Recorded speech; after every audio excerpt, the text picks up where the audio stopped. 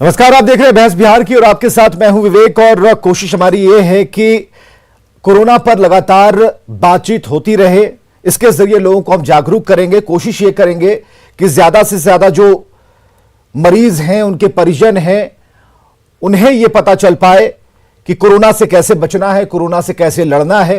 जरूरी यह है कि डटे रहना है, लड़ना है, और इसके लिए जरूरी है कि सावधानी बरती जाए। चलिए, आज क्या कुछ अपडेट हुआ ये हम आपको बताते हैं। मुख्यमंत्री नीतीश कुमार ने आज कोरोना वैक्सीन की दूसरी डोज ले ली है। तस्वीर हम आपके सामने रख रहे हैं और यह तस्वीर यह बता रही है कि सूबे के मुखिया कितने जागरूक हैं। यह तस्वीर बहस बिहार की इस कार्यक्रम में दिखाना इसलिए भी जरूरी है कि आप नीतीश कुमार को देख रहे हैं और उन्हें वैक्सीन की दूसरी डोज दी जा रही है, यानी कि उन्होंने यह तस्वीर जो उनकी है उसे सामने हमने इसलिए रखा कि आप भी जागें, समझें। सूबे के मुखिया ने वैक्सीन ले ली है, इसलिए संदेश साफ है कि कोरोना से डरने की जरूरत है, लेकिन लड़ने की जरूरत है। और लड़ सकते हैं आप सिर्फ अपनी जागरूकता से, अपनी समझ से, अपनी होशियारी से और सचेत रहते हुए। सीएम ने क्या कुछ कहा है, इसके बाद हम आपको सुनाएंगे डिप्टी सीएम तारकिशोर प्रसाद ने क्या कुछ कहा। और जिस तरह से तेजी से बढ़ रहा है, तो एक एक चीज़ पर नज़र रखते हुए और इसका टेस्ट ज़्यादा से ज़्यादा करवाना वही सबसे बड़ा उपाय है। कि जितना हम लोगों ने टेस्ट बढ़ाना शुरू किया है, उसी से पता चलेगा, और ख़ास करके RT-PCR का टेस्ट होगा, तभी सबका जो पता चलता है। उसी क्षेत्र में हम लोग बहुत तेज़ी से आगे बढ़ रहे हैं। अब तो 1 लाख से भी आगे बढ़ना है, बढ़ना शुरू हुआ है, आगे भी कराएंगे, नंबर 1। और दूसरा जो टीकाकरण, ये टीकाकरण भी मैक्सिमम हम लोग करवाते रहेंगे ताकि लोगों पर इसका असर कम से कम पड़े। तो इसके लिए हम लोग दोनों तरफ काम कर रहे हैं। और एक सबसे खास बात ये है कि सब जगह फैल रहा है। तो आप जानते हैं कि हर राज्य के लोग दूसरे राज्यों में जाते हैं, रहते हैं, काम करते हैं, तो अपने यहाँ के लोग भी जाते हैं। तो अब वैसे लोग जो कहीं दूसरी जगह काम, अब उनको दिक्कत हो रही है तो लौटते हैं। तो अब ये सिलसिला चलेगा। तो जो बाहर से आएंगे सबका जांच किया जा रहा है। अगर जांच हो जाता है तो पता चल जाता है और उनको सुरक्षित रखा जाता है। अगर मान लीजिए कि कोई बिना जांच किए किसी तरह से कहीं पहुंच जाएगा, तो उस आदमी को तो खुद पता नहीं चलता है कि हमको कोई समस्या है, लेकिन कोई दूसरा उनके नज़दीक जाएगा, उसको हो जाएगा। तो इन सब चीज़ों को ध्यान में रख करके एक एक बात पूरा का पूरा, न सिर्फ डिपार्टमेंट, हेल्थ डिपार्टमेंट, बल्कि पूरा एडमिनिस्ट्रेशन इस काम में लगा हुआ है। और आपदा प्रबंधन के लोगों को भी लगाया हुआ है। हर प्रकार से एक एक चीज़ को देखना और इसके बारे में रेगुलरली आपदा की मीटिंग भी करना कि आगे क्या क्या होना है। माननीय महामहिम राज्यपाल महोदय की अध्यक्षता में जो बैठक हो रही है, उसमें जो सुझाव आएंगे उस सारे सुझाव को अमल किया जाए। सर, एक सवाल ये है कि लगातार जो है तमाम सरकारें एक्शन ले रही हैं। दिल्ली सरकार की तरफ से भी कहा जा रहा है कि नाइट कर्फ्यू लगाया जाएगा, वीकेंड कर्फ्यू लगाया जाएगा। बिहार में क्या ऐसे विचार हैं? देखिए, 17 की बैठक को होने दीजिए, उसमें जो महत्वपूर्ण सुझाव आएंगे उन सभी सुझावों पर हम सब आवश्यक कदम उठाएंगे। लेकिन जिस तरीके से कोरोना के आंकड़े बढ़ रहे हैं, लोगों को बेड नहीं मिल रहा है, सारे बेड फुल हो चुके हैं, सरकार के पास कोई अलग से एक्शन प्लान है? नहीं, निश्चित रूप से ये एक्शन प्लान के तहत ही अभी डेडिकेटेड सारे जो अस्पताल है उसमें डेडिकेटेड अलग से वो बिल्डिंग को ये किया जा रहा है। और जितनी प्रकार की आवश्यक कार्यवाही है, हम सब चूके नहीं हैं, क्योंकि ये बिहार के आम लोगों से जुड़ा हुआ विषय है, जिसके प्रति हमारी प्रतिबद्धता है। इसलिए वो सारी चीज़ें हम सब ध्यान में रख रहे हैं। और आप देख रहे हैं कि माननीय मुख्यमंत्री जी ने अभी ही आप सबों को बताया कि संबंध में जो भी आवश्यक कदम हैं वो उठाए जाएंगे। चलिए, सूबे के मुखिया की बात सुनानी जरूरी इसलिए थी कि क्या खो रहा है।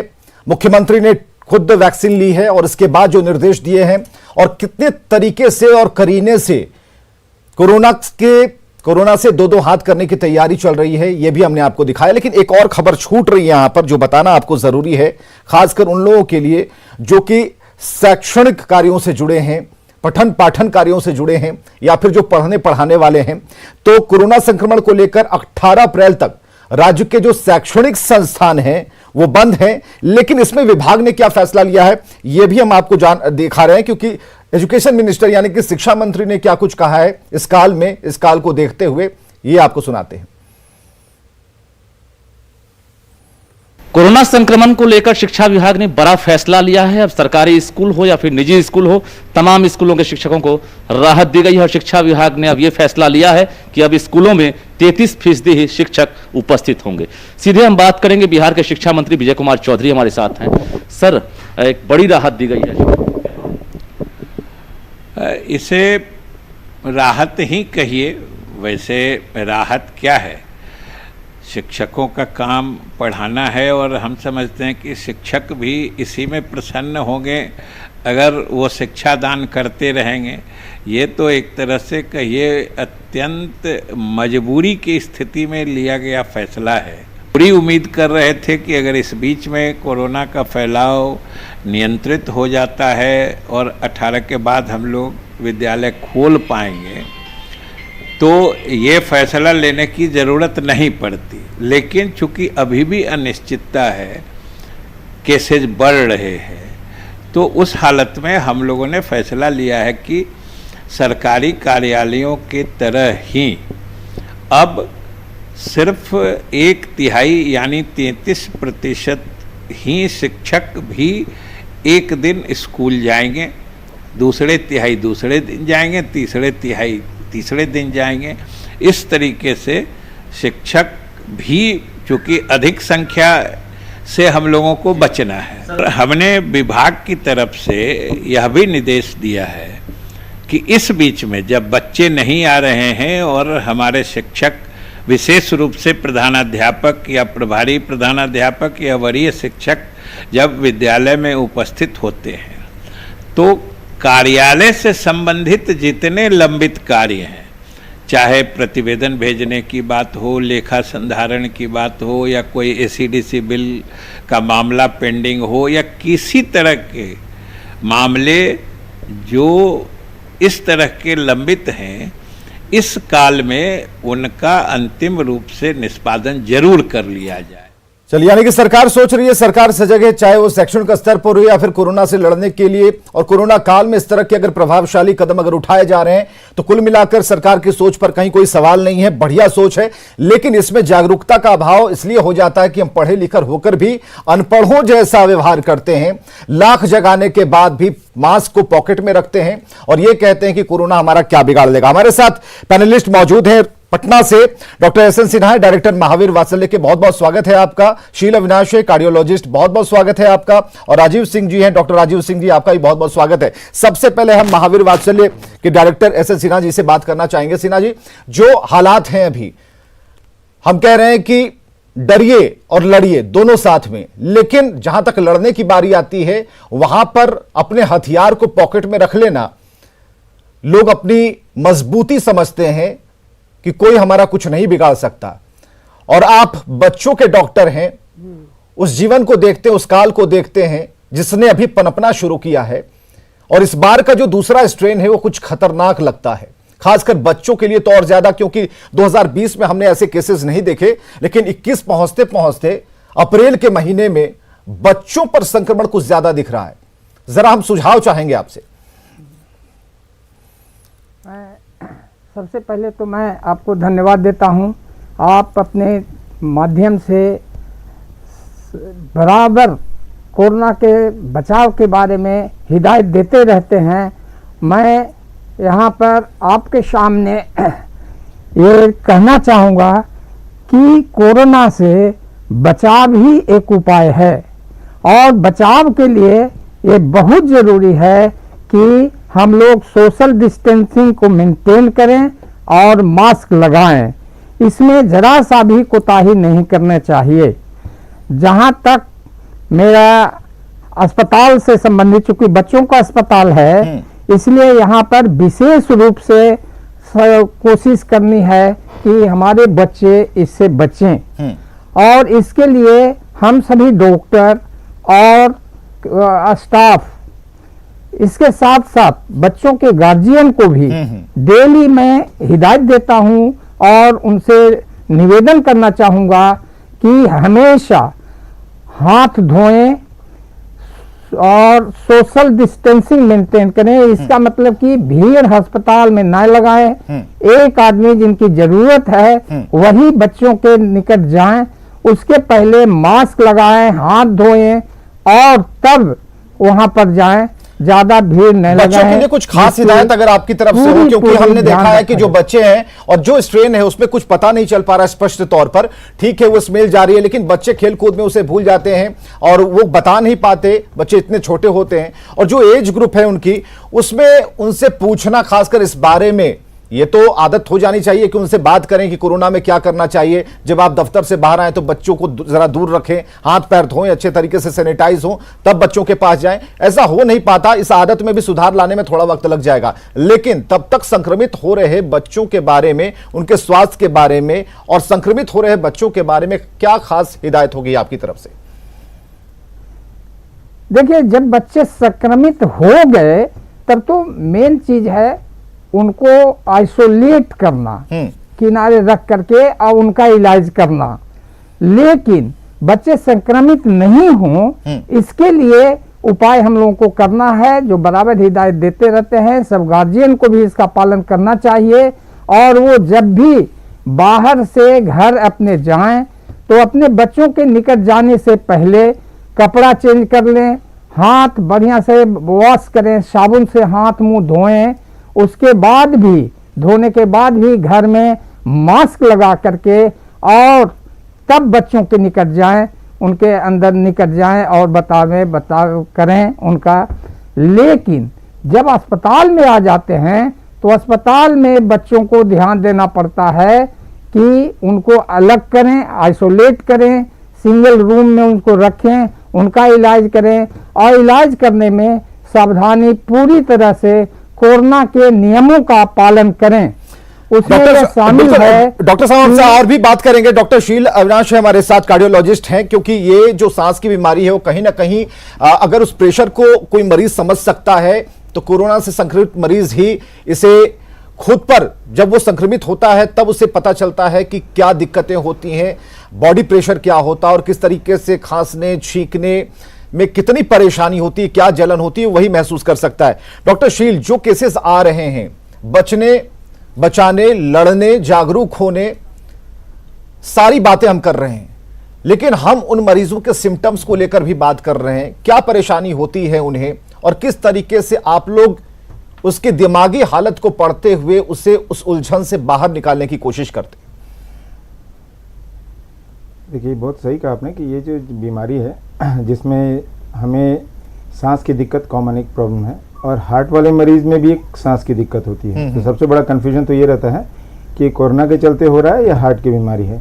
तो इस पशुपेश में मरीज को लगता है कि मुझे हार्ट की दिक्कत बढ़ गई है और उसी इलाज में वो आगे बढ़ता है। बट आज के डेट में कोई भी इस तरह की जो सांस की दिक्कत है, पहले हम उसको कोरोना को रूल आउट करते हैं और उसके बाद फिर हम हार्ट के इलाज, जैसे हम भी दिल का ऑपरेशन करते हैं, बाईपास करते हैं, मरीज का ऑपरेशन जिनका होना है तो पहले कोरोना का टेस्ट करते हैं। अब इसमें ये देखना है कि दिक्कत जो हमारी सांस की है दो तरह की, एक है कि सैचुरेशन का घटना जो कि हम ऑब्जेक्टिवली देखते हैं, मरीज का पल्स ऑक्स लगा के वो हम देखते हैं। दूसरा, मरीज अपनी दिक्कत बताता है कि मुझे सांस की दिक्कत हो रही है, खांसी हो रही है, बुखार है, जो कोरोना के टिपिकल लक्षण है। बट आज के डेट में कोरोना जो इस बार जो हमारे पास 2021 में आ रहा है, इसके जो सिम्टोमेटोलॉजी हैं ये थोड़ा से अलग है। ये जरूरी नहीं कि लंग के सिम्टम के साथ, बहुत बार मरीज गैस्ट्रोइंटेस्टाइनल सिम्टम जिसको डायरिया वगैरह है, किडनी की इंजरी के सिम्टम्स हैं, कार्डियोवास्कुलर जिसको हम कहते हैं हार्ट अटैक के इंसिडेंसेस बढ़ गए, 8 से 12% इंसिडेंसेस जो हैं हार्ट अटैक के बढ़ गए हैं इस कोरोना काल में। तो ये हमको ध्यान में रखना है कि कोरोना का जो इलाज है, और कोरोना का जरूरी नहीं कि एक बार हमने आरटीपीसीआर कर लिया या कोविड किट कर लिया और उसमें नेगेटिव आ गया तो हम कोविड नेगेटिव हैं, इसका ये मतलब नहीं है। हो सकता है हम उस फेज में करा रहे हैं जब वायरल लोड कम हो। तो इसीलिए हमको अपने सिम्टम्स को, अपने सैचुरेशन को, जो बार बार आप लोगों के माध्यम से, प्रिंट मीडिया के माध्यम से, सोशल मीडिया के माध्यम से लोगों को अवगत कराया जा रहा है कि आप अपना सैचुरेशन मॉनिटर करिए, टेम्परेचर देखिए, और कोई दिक्कत, सांस की दिक्कत है उसको देखना है। तो इसीलिए इस कंफ्यूजन में नहीं रहना है कि हमको हार्ट की दिक्कत है तो वो। और दूसरा मैं एक चीज और कहना चाहूंगा, जो बहुत सारे मरीज हमें फोन करते हैं कि सर मैं दिल का मरीज हूँ, आपने मेरा बाईपास किया था, तो मुझे कोविड का वैक्सीन लेना चाहिए कि नहीं लेना चाहिए। ये बहुत बड़ा कंफ्यूजन है। मैंने हर मरीज को, किसी को कोरोना वैक्सीन से नहीं लेने वाला सुझाव नहीं दिया और सबको आपके माध्यम से कहना चाहूंगा कि कोविड का वैक्सीन जरूर लें। हमारे पास और कोई दूसरा उपाय भी नहीं है, अगर कोई उपाय एक है तो यही है। और इसी को हमको बस एक चीज है, जो अपने दिल का लेटेस्ट एक ईसीजी या दिल का कोई जांच है जिसको हम इको कहते हैं, ये करा लें। अगर वो ठीक ठाक दिखता है तो हम आगे, क्योंकि वैक्सीन के बाद नॉर्मली एक बड़ी आबादी है डॉक्टर शील, फीवर होना, डॉक्टर शील एक बड़ी आबादी है जो डरती है, जैसा कि आपने कहा कि जांच कराने लेने के लिए, ईसीजी करा लेने के लिए, अब वो जांच घर तक जाएं कैसे? पहले तो है कि हॉस्पिटल तक पहुंचे कैसे, उसके लिए जो एक खास आयु वर्ग का है, मानकर चलिए 60, 65, 70, 75 के जो लोग हैं, उन्हें ये डर लगता है वहां जाएंगे, और इसकी क्या गारंटी है कि जो वैक्सीन देने वाला है, जांच करने वाला है, वो पॉजिटिव है, निगेटिव है? तो पहले तो वो अपना सर्टिफिकेट दिखा दे। तो ऐसे में जो उन्हें लगता है कि हम कैसे जाएं, कैसे कदम आगे बढ़ाएं, तो इसके लिए क्या परामर्श है? दूसरा, अगर ईसीजी कराने में, हाँ, ईसीजी कराने में अगर दिक्कत है तो सबके घर में आज की डेट में पल्स ऑक्सीमीटर तो लगभग सबने अपने घर में रख लिया है। उसमें धड़कन का जायजा हमको मिल जाता है। हाँ जी, अगर नहीं रखा है तो रखना चाहिए। मैं आपके माध्यम से ये भी कहना चाहूंगा, अगर किसी ने नहीं रखा है तो बहुत इजीली अवेलेबल है, उसको रखना चाहिए, जिसके माध्यम से हम कोविड को डायग्नोज थोड़ा जल्दी कर सकते हैं। तो इसीलिए उसके माध्यम से हमारी धड़कन जो कि लगभग 70 से लेके 80-90 के बीच में होना चाहिए, उससे अगर ज्यादा है तो फिर हमको थोड़ा सा ईसीजी कराने की जरूरत है। अगर उससे कम है जरूरत आन पड़ी है डॉक्टर शील कि जो ऑक्सीमीटर है, इससे भी अब जेनरिक चीजों के साथ जोड़ दिया जाए, उसकी कीमतें, क्योंकि अभी भी जो लोग हैं 1000, 1200, 1500 खर्च करने में एक बार हिचकिचाते हैं, तो ऐसे में इसे भी अब जनरलाइज करने की जरूरत है, ऐसा लगता है? जी जी, हाँ, इसको भी, और मेड इन इंडिया जैसे कैंपेन चल रहा है, बन भी रहा है इंडिया में, तो इसको उसको प्रचार करना चाहिए और हर आदमी को रखना चाहिए अपने पास। बिल्कुल। चलिए, डॉक्टर राजीव भी हमारे साथ काफी देर से बैठे हुए। राजीव, डॉक्टर राजीव, आप सब समझना चाहेंगे कि जो बच्चों की बात हुई, हृदय रोगियों की बात हुई, एक खास आयु वर्ग के लोगों की बात हुई, हम बराबर कह तो रहे हैं कि डरिए मत, लड़िए, और डरना भी जरूरी है उन लोगों के लिए जो ये कहते हैं कि हमें कुछ नहीं होगा। उनकी एज जो है ये 15 से लेकर के 25 साल की आयु वर्ग की है, 35 साल की, क्योंकि कई ऐसी फुटेज है जो स्क्रीन पर अभी आप देख पा रहे हो, कहीं कोई मतलब इन्हें नहीं लगता कि उन्हें कुछ हो जाएगा। ऐसी स्थिति में इन्हें समझाने के लिए जो अनुपात है, वो सबसे बड़ा माध्यम तो हमारा टेलीविजन है कि हमने कहा, अगर उन्हें सुना, अगर 10 में से 4 लोगों ने भी सुना, समझा और उन्होंने अपनाया, तो फायदा उन्हीं को होगा। लेकिन समझने को जो भीड़ तैयार नहीं होती है, तो फिर तो वो डॉक्टर के पास आएंगे अंततः। तो ऐसे में कैसे उनके अंदर जो ये बीमारी पनप रही है कि उन्हें कुछ नहीं होगा, इस बीमारी का क्या हल है? देखिए विवेक जी, सबसे बड़ी बात मैं कहूं कि इस तरह के लोग बहुत है, हर तरह के निगेटिव और पॉजिटिव समाज में लोग होते हैं। सबसे बड़ी बात है कि आप खुद सोचते हो कि मुझे कुछ नहीं होगा, हो सकता है आपका लंग्स हेल्दी हो, आप हेल्दी हो, लेकिन आपके थ्रू जो दूसरे लोग हैं उसको तो आप संक्रमित कर ही सकते हैं ना। आपकी वजह से दूसरा सफर करेगा, जो खासकर ओल्ड एज के लोग हैं जिस पर सबसे ज्यादा कोरोना का वार हो रहा है, तो वैसे लोगों को आप तो नुकसान देंगे। तो ये चीज आप सोचो, ऐसे आप फेसबुक के माध्यम से, आप व्हाट्सएप के माध्यम से, सोशल मीडिया के माध्यम से आप लोग समाज सेवा करते हैं, अपने पोस्ट दिखाते हैं, लेकिन अगर आपको कुछ समय मिल रहा है कि नहीं हम 10 दिन 15 दिन ही घर में रह के अगर किसी का जीवन बचा सकते हैं, तो वैसा काम करना है ना। ऐसा क्या जरूरत हो गया अगर 15 दिन अगर आपके घर में रह जाने से हमारा पूरा समाज बच सकता है, हमारा देश बच सकता है, तो वैसा काम क्यों नहीं करें आप? बिल्कुल। तो मैं यही युवाओं से कहना चाहूंगा कि आप लोग देश के लिए, अभी समाज के लिए कुछ करने का एक बार मौका मिला है, तो सिर्फ आप घर में रह जाओ, यही आपका भारत के लिए, अपने देश के लिए सबसे बड़ा खुद पर संयम रखना बेहद जरूरी है। यही बहुत बड़ा योगदान होगा देश के लिए। आप बाइक से निकलेंगे, पता नहीं घर क्या लेकर आएंगे और किसे फैलाएंगे, क्योंकि कई ऐसे अक्सर केसेस में हमने देखा। कल परसों डॉक्टर दिवाकर तेजस्वी बैठे हुए थे, उन्होंने कहा कि एक युवक जो कि बाहर गया घूमने के लिए, काफी कम एज का लड़का था, वो अपने घर में आया और जिस तरीके से दिनचर्या होती है वो कर आराम से चलता रहा, लेकिन उसके माता पिता संक्रमित हो गए, सभी इस दुनिया से उनका नाता टूट गया। अब पछताने के सिवा कुछ बचा नहीं है, इसलिए सभी को जगा रहे हैं हम। एक बात और, आपके चेहरे पर जो मास्क लगा है, क्या इस मास्क को लेकर लोगों में बहुत दुविधा है।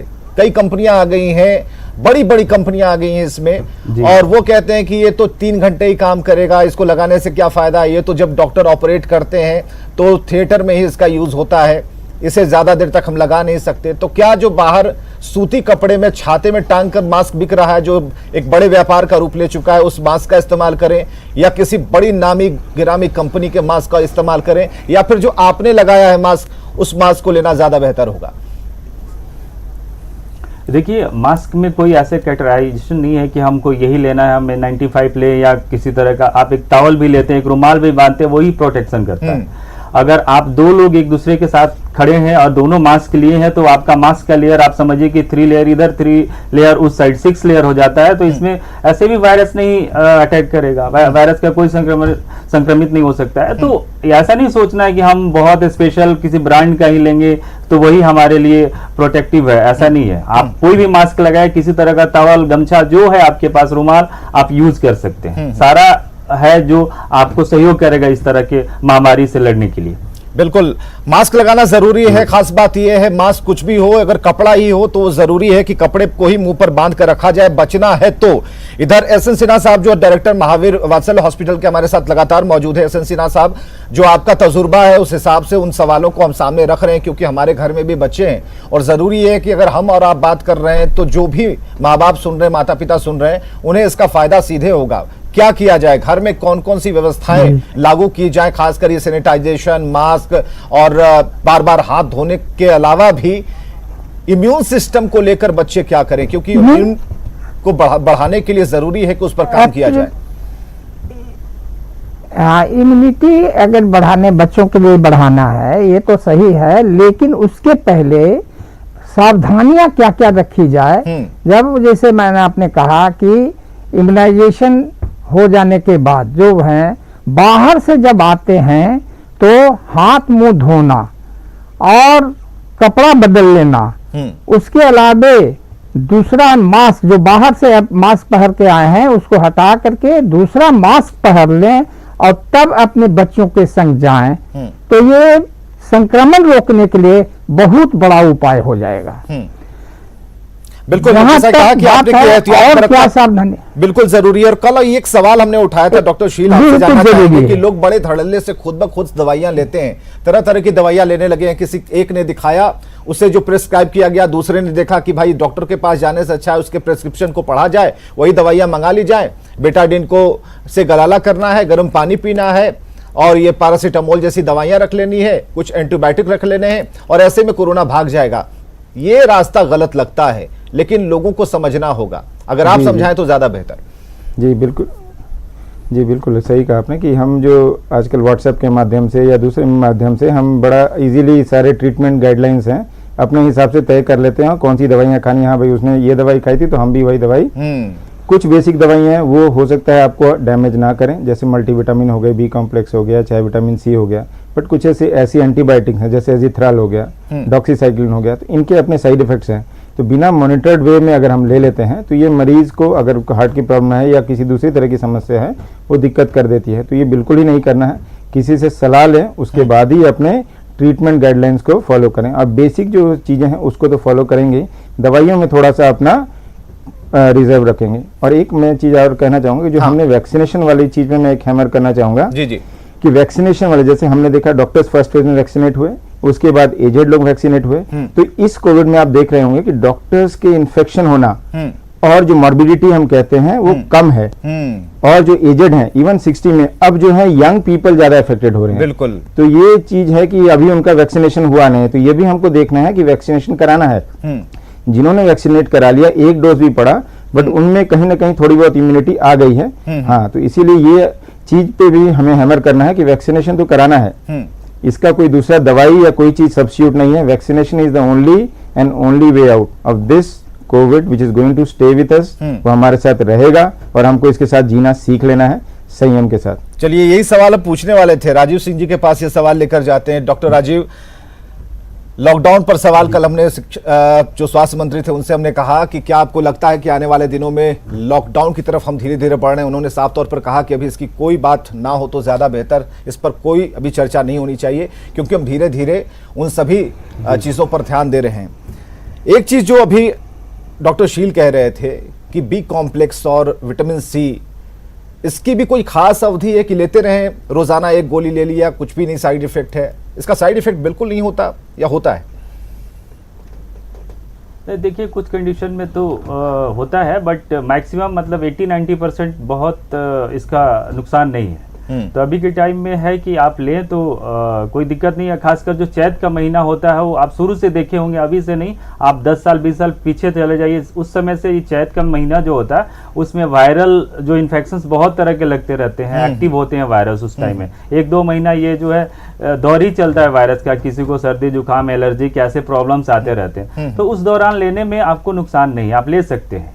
अभी जो है पहले के जो बातें होती थी, आपको याद होगा कि एक कोई वायरल इन्फेक्शन हुआ, फीवर आया, वायरल फीवर तो 4-5 दिन में ठीक हो जाते थे, आप नहीं एंटीबायोटिक नहीं भी लेते थे तभी भी ठीक हो जाता था।